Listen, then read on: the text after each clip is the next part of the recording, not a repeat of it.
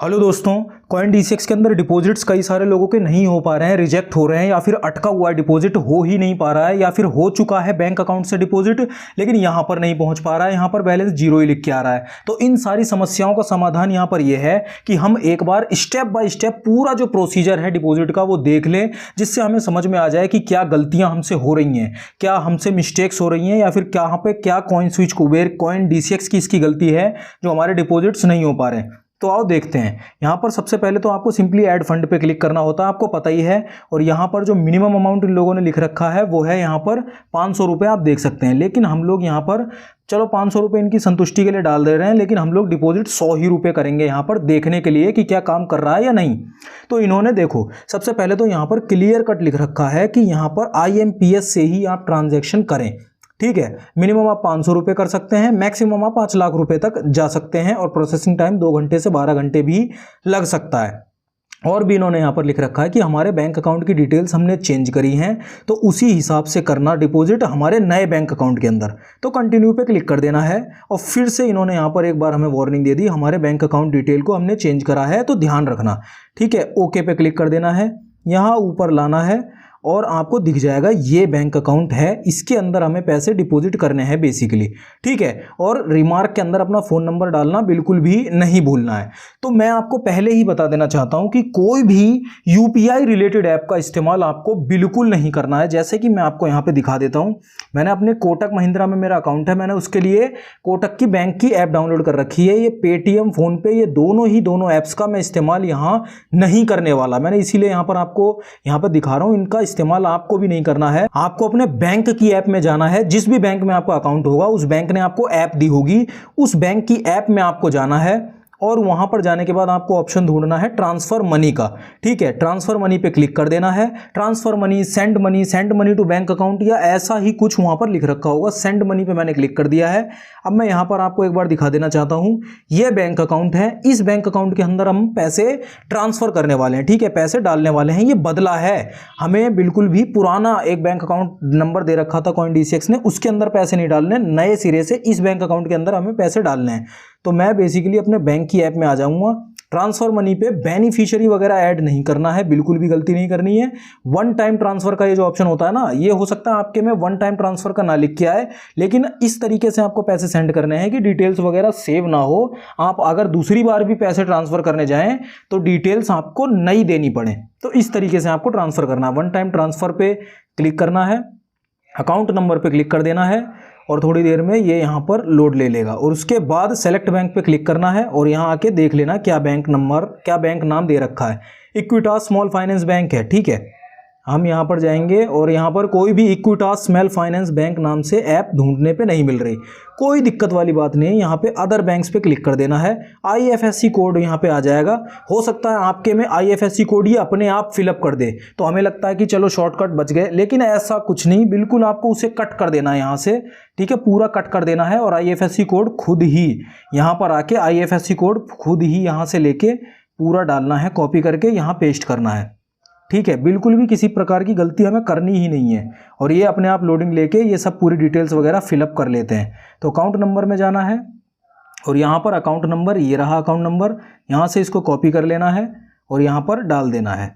पूरा का पूरा ऐसे का ऐसा पेस्ट करना है, यहाँ पे भी पेस्ट करना है। इतना बड़ा प्रोसेस होता नहीं है।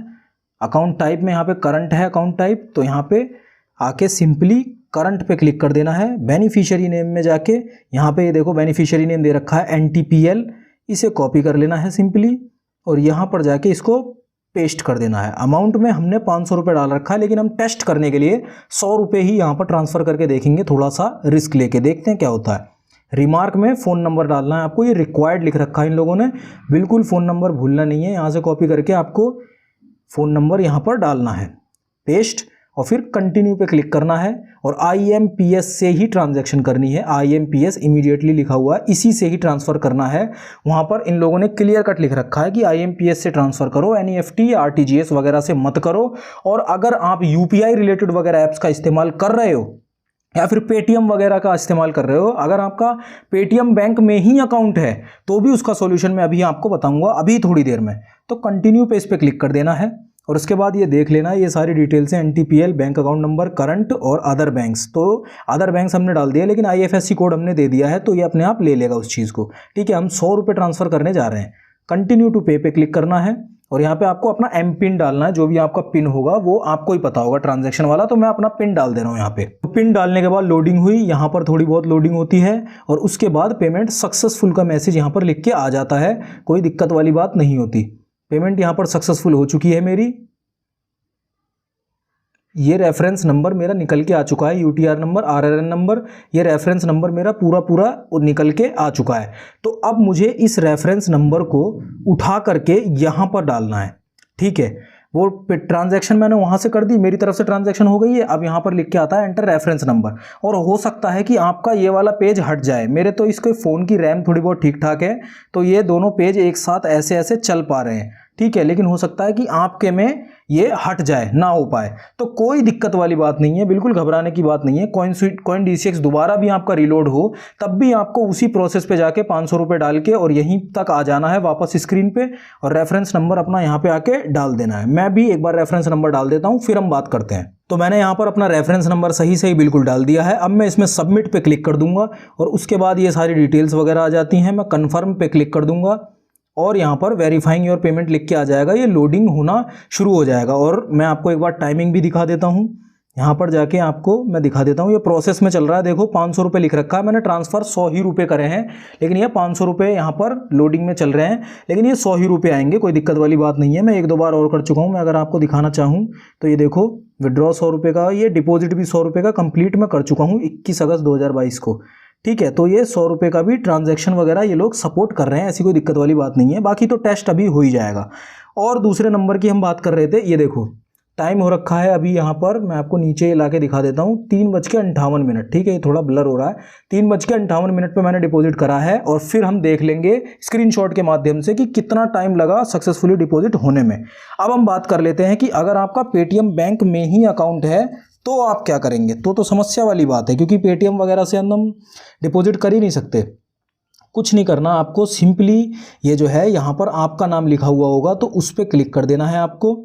ठीक है, और यहाँ पर लिख के आता है अकाउंट सेटिंग, अकाउंट सेटिंग पे क्लिक कर देना है, अकाउंट डिटेल पे क्लिक कर देना है, और यहाँ पर ये देख सकते हो आप, मैंने यहाँ पर अपना अकाउंट नंबर दे रखा है। तो आपको यहाँ से अपना पेटीएम वाला जो बैंक अकाउंट है वो रिमूव करना पड़ेगा। ठीक है, वो रिमूव करके अगर आपका पेटीएम से हटके कोई कहीं भी किसी बैंक में अकाउंट हो तो वो बैंक अकाउंट नंबर आपको पहले ही से रिमूव करना है, उसके बाद नया बैंक अकाउंट नंबर आपको डालना पड़ेगा, क्योंकि आप सही में सच में पेटीएम या फ़ोनपे या किसी भी UPI रिलेटेड ऐप का इस्तेमाल कर ही नहीं सकते डिपॉजिट करने के लिए कॉइन DCX के अंदर।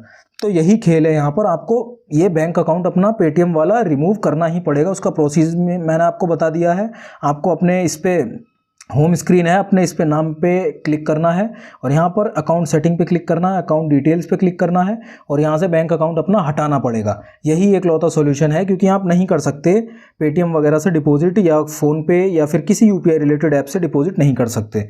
तो मैं आपको स्क्रीनशॉट के माध्यम से अभी दिखा ही चुका हूँ एडिटिंग में कितने देर में डिपॉजिट हुआ। तो ये पूरा प्रोसीजर है, जैसे मैंने बताया वैसे ही आप डिपॉजिट करोगे तो आपके डिपॉजिट्स वगैरह फेल नहीं होंगे, रिजेक्ट नहीं होंगे। अदरवाइज़ वो आपके डिपॉजिट वगैरह रिजेक्ट और फेल होते ही रहेंगे। इसका सोल्यूशन इतना ही है कि आप गलतियाँ वगैरह ना करो, और अगर ऐसी कोई दिक्कत आए, आप कोई गलती नहीं कर रहे, सही प्रोसेस फॉलो कर रहे हो, तब भी आपके डिपॉजिट में दिक्कत आ रही है, तो मैं आपको डिस्क्रिप्शन में एक लिंक दे दूंगा सपोर्ट की। ठीक है, तो वहाँ पर आप टिकट रेज कर सकते हो, कॉइन स्विच जो कॉइन DCX है उससे एक टिकट रेज कंप्लेंट टाइप की रेज कर सकते हो, जिसमें आप कह सकते हो मुझे अभी भी समस्या आ रही है, तो आपको 24 घंटे के अंदर अंदर उसका सॉल्यूशन ये लोग जरूर देंगे। और अगर नहीं देते तो आपको इनको बार बार करते रहना टिकट रेज, तो आपको सॉल्यूशन मिलेगा, क्योंकि मुझे तो हर बार देखो मिला है सॉल्यूशन।